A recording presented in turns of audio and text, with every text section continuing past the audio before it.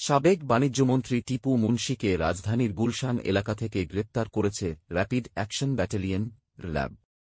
বুধবার দিবাগত রাতে র্যাব সদরদপ্তরের গণমাধ্যম শাখার সহকারী police super SP Imran Khan এ তথ্য জানিয়েছেন।